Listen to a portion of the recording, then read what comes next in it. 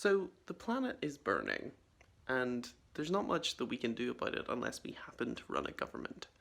But what we can do is not make the problem worse. And there's simple things that you as an individual can do that. You can, for example, not use cryptocurrency. You can not have children if you're thinking about it. But the worst thing that we could do is keep getting on planes. Aircraft are the worst emitters of all the forms of transport, and a lot of the ways we use aircraft are particularly inefficient, taking lots of short-haul journeys, especially in Europe, where sometimes you don't have to. Now, we don't live in a dictatorship, and I am certainly a hypocrite. I am not vegan and not vegetarian, even though I know that the best thing that I could do would be to be both of those things. But I am worried about how many flights I have taken in my life, and if I was living a normal lifestyle where I was not worried about the environment, how many flights I would continue to take. So I am making an effort not to. And today, I'm going to do something to prove that you really don't have to if you try not to. I'm going on holiday with my friends in Madrid, in Spain. And I'm going to get there, but I'm not going to fly. So come with me, if you like. This trip is going to take approximately 36 hours and is going to involve 6 different bits of transport, I think. The first one is getting the bus to the train station. That should be the easiest one.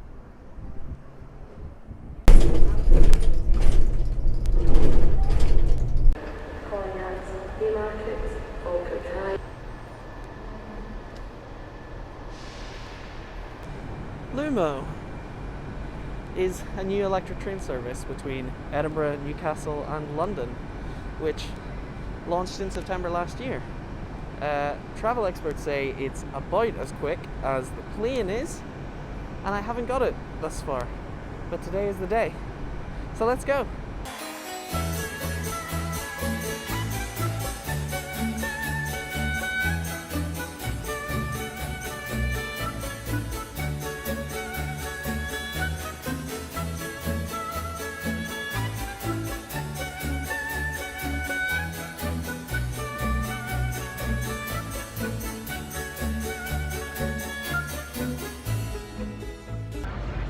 Welcome to London, King's Cross Station, next door to St Pancras, where I'm going next to get the Eurostar to Paris mid-afternoon.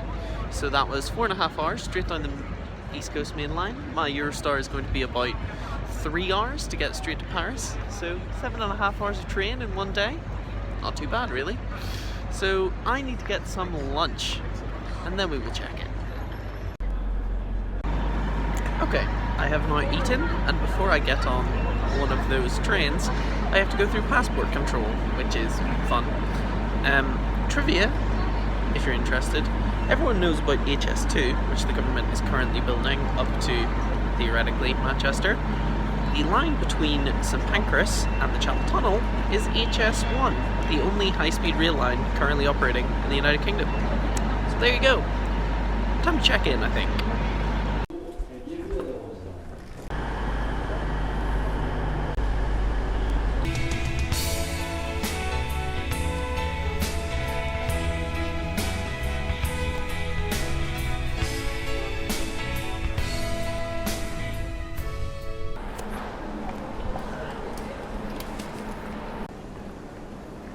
Bonjour, ici c'est Paris.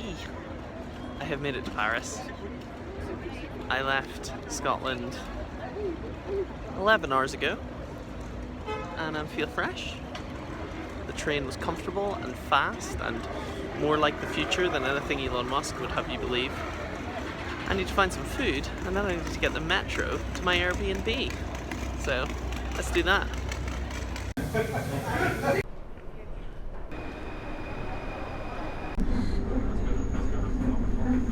Hello, or bonjour, more accurately. End of day 1, I have made it to my Airbnb in Paris. I realised that the last time I made a video while sweating in a bedroom in Paris was the day of the EU referendum. So, that's a bit awkward. Anyway, my train tomorrow is at 10 a.m. from the Gare de Lyon. I feel relatively fresh in a way that I often don't when I've been travelling on a plane, but still pretty tired. But I would rate my train experience today as brilliant, relaxing. I read books, I listened to podcasts, I played video games. I did not really feel like I was travelling, but I was. So, bonne nuit, and I will see you in the morning.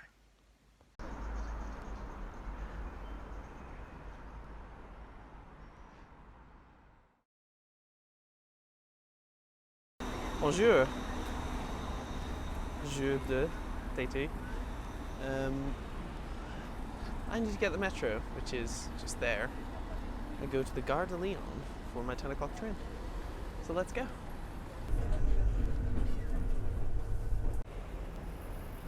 Bienvenue, Paris, Gare de Lyon. I'm currently waiting for my train platform to be called. And then, straight on the TGV, straight to Barcelona. It's a little warm today, and a little crowded, but I'll be fine. Okay, let's go. Allons-y.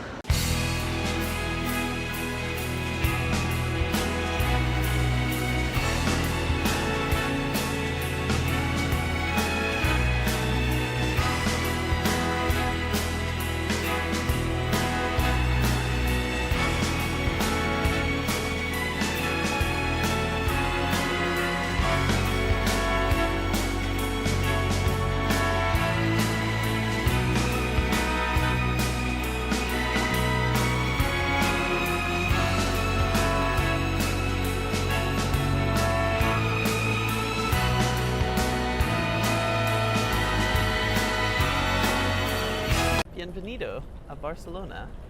It is 5:05 and I've made it. I would like to observe 4 things about the train because I realised that I haven't actually been reviewing any of these journeys. I've just kind of been doing them. Number 1, that train was astonishingly fast. 180 miles an hour, which is 5th gear in a Formula 1 car and probably faster than any road car you've ever been in can go. So, yeah, that was pretty cool. Secondly, I realised that yesterday I won the train lottery, in that both of my journeys involved the seat next to me being empty so I could stretch out. On that journey I was on the inside of a 4-person table with 3 other strangers, which meant I had to very awkwardly get up to stretch my legs, which I needed to a lot because I was so cramped. The third thing was that that train arrived 5 minutes late, which is the only transport-related delay I've experienced. I still have an hour and 20 minutes to make my connection, so plenty of time. And the fourth thing, which is why I'm squinting into the sun, is that I think I left my sunglasses in Paris, which is a bit of a problem. I will have to purchase some. But yes, I have an hour and 20 minutes to find some food and to make my high-speed connection to Madrid. And then we're done. This has been amazingly pleasant.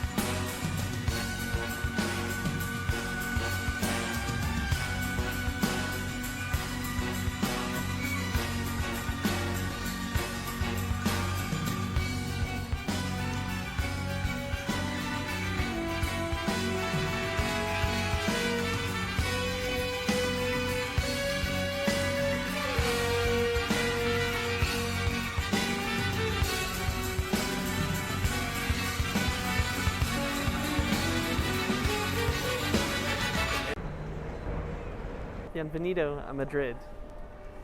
Not the most scenic bit of it, undoubtedly. Short review of that train. It was by far, the fanciest train of my set of journeys. And judging by the people on it, it is mostly business travellers, especially business travellers in fancy suits, who were in Barcelona, which is richer than Madrid is, but they might have been on a day trip to the Grand Prix for all I know. Anyway, there is one final public transport journey and then I will be done. It is 36 hours since I left Edinburgh and I'm nearly there. Once I get to where I'm going, then you will see me in some kind of pretentious voiceover form summarizing this video. Okay.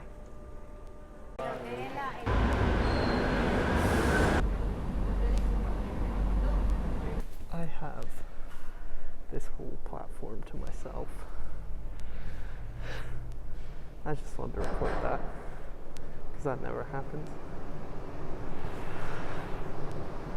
I think my train's coming.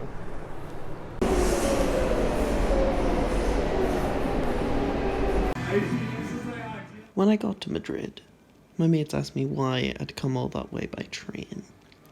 And the simple answer is that I wanted to. The more nuanced answer is that it's because I could. I had the disposable income, the time off work, the ability to plan ahead, and the physical ability to complete the journey. And I am always aware of how lucky I am to have all of those things. We are all lucky to be able to travel, really. Approximately 90% of the world's population has never and will never set foot on a commercial aeroplane. Entire civilizations worth of humans existed before travel of any kind was technologically possible. They spent their entire lives living and dying in one small part of one country. It is easy not just to think about that, but to worry about how many humans may exist after leisure travel stops being possible, where the planet is so degraded by environmental damage that the delicate systems we rely on to travel internationally simply can't function. Fear of that, or sadness about it, can be paralyzing. For some people, it makes them want to glue themselves to buildings or overthrow the government. For me, it just reminds me how much I want to cherish every single thing that I have while I have it. So that's what I'm going to keep trying to do. It was the month of May in 2022, and I took the train across 3 countries to go on holiday with my friends. You should try it sometime, if you can. Thanks for watching. DFTBA.